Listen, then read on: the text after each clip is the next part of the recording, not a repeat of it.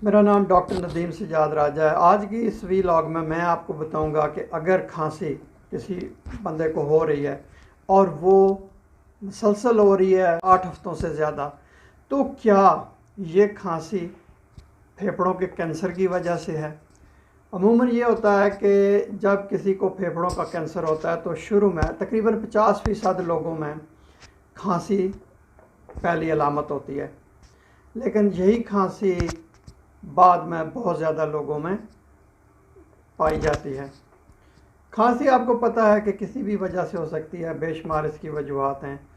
आप को मैं इस अपनी वीडियो में मैं लिंक दूंगा कि आप खांसी की और भी वजूहत जो हैं वो मालूम कर सकते हैं। लेकिन अगर ये लंबे अरसे तक रहे और आपको तकलीफ़ दे रही हो, परेशान कर रही हो, तो फिर आपको डॉक्टर को मिलना चाहिए, देखना चाहिए कि इसकी क्या वजह है। जितनी जल्दी इसकी तशख़ीस करेंगे उसके नताइज उतने ही ज़्यादा अच्छे आएंगे। किसी भी किस्म का फेफड़ों का सरतान हो, मसलन स्क्वेमस सेल कार्सिनोमा हो या small cell undifferentiated lung cancer हो, तो ये अमूमन इनमें खांसी जो है वो एक अलामत होती है। लेकिन अगर खांसी, जैसा कि मैंने आपको कहा कि खांसी खुश्क भी हो सकती है या इसमें बलगम भी आ सकता है।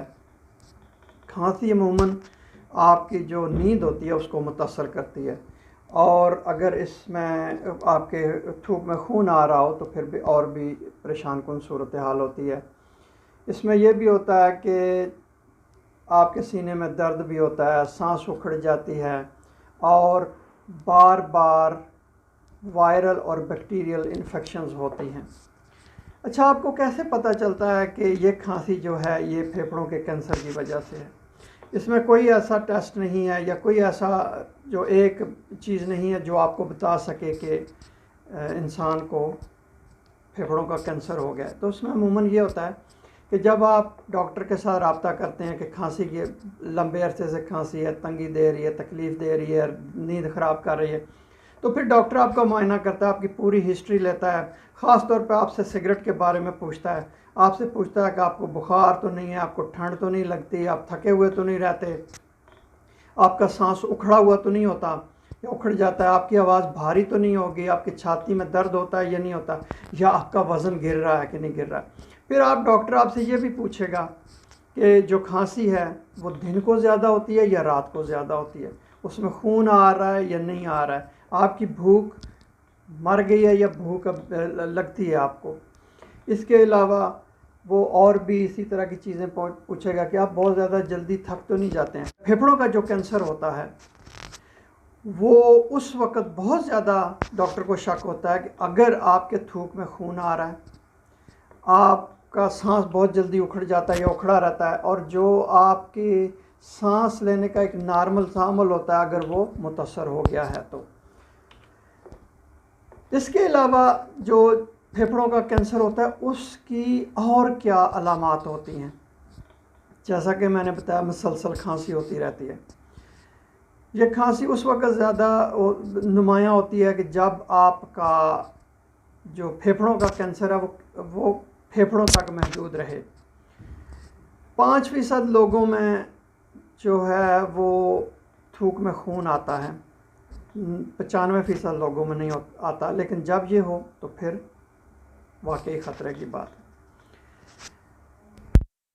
सांस बहुत ज़्यादा उखड़ना शुरू हो जाता है, जो छाती वाला दर्द है वो इस तरह होता है कि वो महसूस होता है कंधों में भी, और आपकी पीठ पे भी वो दर्द वहाँ तक भी पहुँचता है। फिर जब आप सांस लेते हैं तो मुख्तलिफ़ तरह की आवाज़ें आती हैं, बहुत ज़्यादा थकावट हो जाती है, वज़न भी गिर जाता है। जब कैंसर फेफड़ों से बाकी इलाकों में, बाकी जिस्म के हिस्सों में जाता है तो फिर ज़ाहिर है उसकी अलामात और शदीद हो जाती हैं, थोड़ी सी मुख्तलिफ भी होती हैं। फेफड़ों का जो कैंसर है वो अमूमन जो गिल्टियाँ होती हैं गले में या जिस्म के दूसरे हिस्सों में वहाँ तक पहुँच जाता है, जिनको लिम्फ नोड्स कहते हैं, गदूद कहते हैं।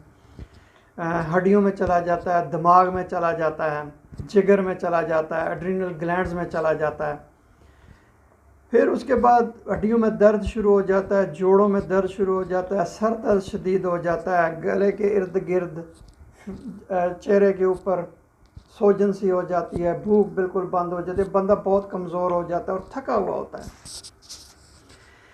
जब खांसी के साथ मरीज़ डॉक्टर के पास जाता है तो फिर उसकी ज़ाहिर है वो डॉक्टर तशख़ीस करता है, चेस्ट एक्सरे किए जाते हैं, सीटी स्कैन किया जाता है, कंप्यूटर टोमोग्राफी उसको कहते हैं, वो किया जाता है ये देखने के लिए कि इसका मसला क्या है, इसको खांसी क्यों हो रही है।